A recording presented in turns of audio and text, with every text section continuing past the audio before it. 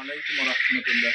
সম্মানিত কোয়েল পাখি খামারি ভাই বোন, এখন আপাতত যেভাবে খামারে কোয়েল পাখি ফিমেল কোয়েল পাখির অর্ডার ছিল, এখন ওইভাবে অর্ডার নেই, বেচা কিনা নেই। কারণ এখন সিজনটা ডালসিং চলে আসতেছে। কারণ শীতের আগ মুহূর্ত যেভাবে বা শীতের মানে কাছাকাছি আসা অবস্থায় মহিলা পাখির চারিদিক থেকে হিড়িক লেগে যায় বেচা কিনার, সেটা কিন্তু এখন প্রায় বন্ধ, খুব কম। তার মানে কি আপনার খামারটি ব্যবসাটি বন্ধ রাখবেন না? আপনি কি আপনার ব্যবসাটা আপনার খামারটি টিকে রাখতে হলে আপনাকে কিছু কিছু কৌশল অবলম্বন করতে হবে। আমার খামারে দেখেছেন যে আমি প্রতি সপ্তাহে 8-10 হাজার একটু কম বেশি হবে ফিমেল কোয়েল পাখি ডেলিভারি করেছি বাংলাদেশের বিভিন্ন স্থানে, বিভিন্ন জায়গায়। কিন্তু এখন তো সেটা হয় না। প্রতি সপ্তাহে আমার 2-3 দিন করে পাখি সবসময় ডেলিভারি হয়েই গেছে, কিন্তু এখন সেটা নয়। সেটা নাই বলে যে আমার খামারকে স্টপ রাখবো, বন্ধ রাখবো, সেটা নয়। এখন দেখতেছেন আমার এই যে বাইকে করে এই যে কোয়েল পাখিগুলো সাজাইছি, একটা ভ্যানেও 40টা পাখি উঠাই দিয়েছি, আর একজনও 40টা নিয়ে গেছে।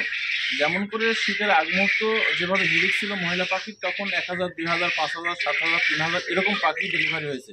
ওর মাঝখানে কিন্তু 20টা-50টা পাখির অনেকেই কেউ মনেই করেন না। কেউ যদি আপনার কাছে খামার থেকে বলেছে যে আমি 50টা পাখি নিব, 100টা পাখি নিব, আমাকে পাঠিয়ে দেন, গুরুত্ব দেন নাই। কারণ একটাই, উনি 100টা নেবেন, কেউ 1000-এর অর্ডার দিয়ে ফেলেছে, ওইদিকে আপনার চাহিদা করছেন না। সবসময় ছোট খামারিদেরকে ফলো করবেন, যারা 20টা-10টা পাখি নেয় তাদেরকে অনুসরণ, তাদেরকে ফলো করবেন। তাদের ধরে রাখলে বড়দের পাওয়া যাবে। কিন্তু বড়রে যখন ধরতে যাবেন ছোটরা হারাই যাবে। ছোটরা হারাই যাবে, যারা কম ব্যবসায়িক, দুর্বল ব্যবসায়িক, সাইকেল করে, ভ্যানে করে বিভিন্ন মহল্লায় ঘুরে বেড়ায়, তাদেরকে যখন ছেড়ে দিয়ে বড় ধরতে যাবেন, এক সময় আপনার খামার টিকবে না। কারণ এই যে এখন ডাল সিজন, এখন কিন্তু যারা বড় 2000-5000 পাখি নিয়েছিল, ওনারা 1-2 দিন জন্য নিয়েছিল সিজন অনুযায়ী। এখন কিন্তু তারা আপনার খামারের কাছেও আসবে না, আবার সামনে বছর আল্লাহ বাসা রাখলে। কিন্তু যারা ঝাড়ুক করে ওই যে 20টা, 50টা, 100টা, 150টা পাখি নাই, তারা কিন্তু সব সময় লেগে থাকে। এখন কিন্তু তাদের প্রয়োজন আপনার হবে। যখন আপনারা বড় খামারি ধরতে যাবেন, বড় ব্যবসা ধরতে যাবেন, তখন যদি আপনারা এই ছোট খামারিকে হারাই ফেলেন, তাদের সাথে যোগাযোগ না রাখেন, এখন কি আপনার খামার চালাবে? তখন যদি ছোট ভাইদের ধরে রাখেন, এই খামারটা এখন তারা চালাবে। এখন যেমন দেখতেছেন যে আমি কিন্তু এটা করি না, 10টা-5টা যারা পাখি চায় তাদের হয় পরামর্শ দিই, না হলে তাদের দেওয়ার চেষ্টা করি। যার জন্য আমার খামারটা 12 মাসই রানিং থাকে। এই যে আজকে সকালে 50টা পাখি একজনকে পাঠিয়েছি, একটু আগে একজন 40টা পাখি নিয়ে গেল। এখন এক জায়গায় এই যে পাখি দিতে যাচ্ছে 40টা, একটা 27-28টা। এই যে আমি প্রথম থেকে বড়দের মাঝামাঝি ছোটদের আমি ফলো করছি, তাদের ধরে রাখছি, যার জন্য খামারটি এখনো আমার রানিং থাকে। এই জন্য আপনারা যারা নতুন খামারি বা পুরনো খামারি করবেন, আপনারা মনে করতে হবে যে এক সিজন কোয়েল পাখি না, এক সিজন কোয়েল পাখি নয়। আপনার মধ্যে, আপনার ক্যাপাসিটির মধ্যে কিন্তু আপনার সমস্ত 12 মাসে আপনি আপনার খামারকে ধরে রাখবেন, একটু কম আর বেশি। যখন যে এখনো ধরে রাখবেন, তো আপনার খামারটা রানিং থাকবে।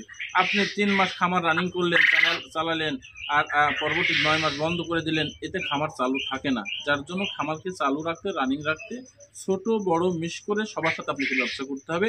আর নিজেকে বড় না ভেবে, মনে করেন যে আমি আপনাকে 4000, 5000, 3000, আপনারা দেখেছেন 3000, 2000 পাখি আমি নিজে জার্নি করে সিএনজি করে নিয়ে দিয়ে আসছি।